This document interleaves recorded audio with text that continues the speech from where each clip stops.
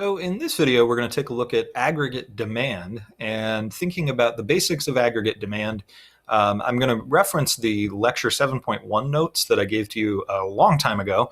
But in short, aggregate demand is the demand for all goods and services in an economy at all the real price levels.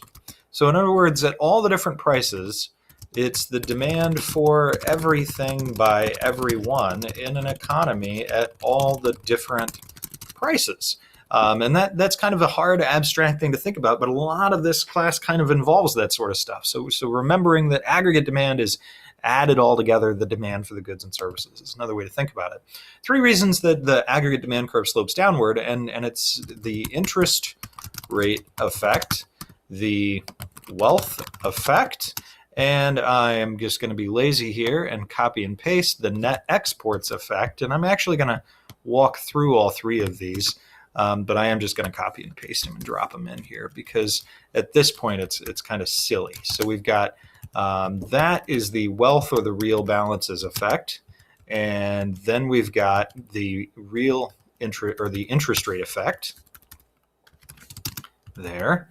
And we have the net exports effect, and I promise I will walk through all of these as soon as I finish just dropping them in here. In short, the wealth or real balances effect means that as the aggregate demand curve, as we move up the aggregate demand curve, because we can kind of think about an aggregate demand curve as looking like very similar to a demand curve, as the prices go up, the purchasing power of people's money that's in their bank accounts, the real balances of their bank accounts is another way to think about it, goes down because they can't buy as much. So households decrease their quantity that they consume. So the aggregate demand quantity will decrease as the price levels will rise.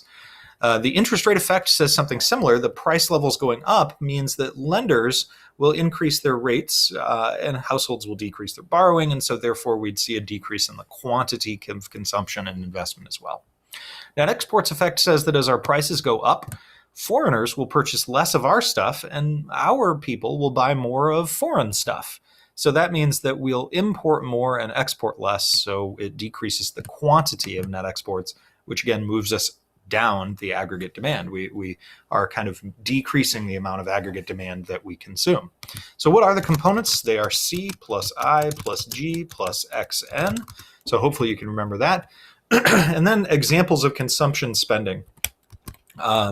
New goods and services bought by consumers. And what might affect that, right, is another way to think about it, is another way to think about this. So we could say a change in income tax rates, right? A change in perception of wealth.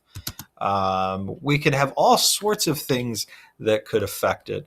If anything, we said like change in people's savings habits. So if they save less, that kind of thing.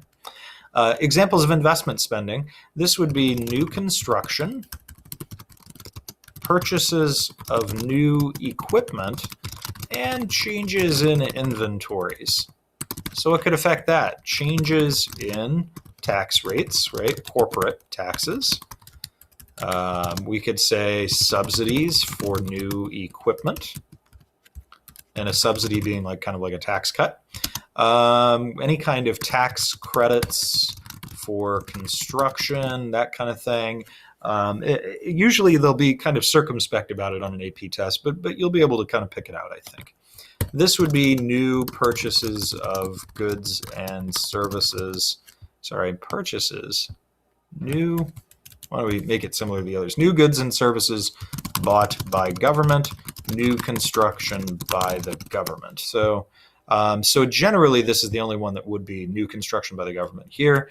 And I think you could probably spot those. I don't know that you need me to write out examples. For net exports, it's imports or exports. So selling to another country or buying from another country. Changes, there's things that can affect this. Changes in exchange rates, changes in relative price levels. So if it's much cheaper in another country to buy goods and services, then people will increase their purchases from that country. There's a couple others, right? You've got changes in tastes. So generally speaking, if it's talking about like, hey, people are buying or selling more internationally, that's going to be a change in net exports. And that would shift the aggregate demand curve. Remember, these are the shifters of aggregate demand, CIGXN. The slider of aggregate demand is price levels. So hopefully this helps you. I'll see you next time.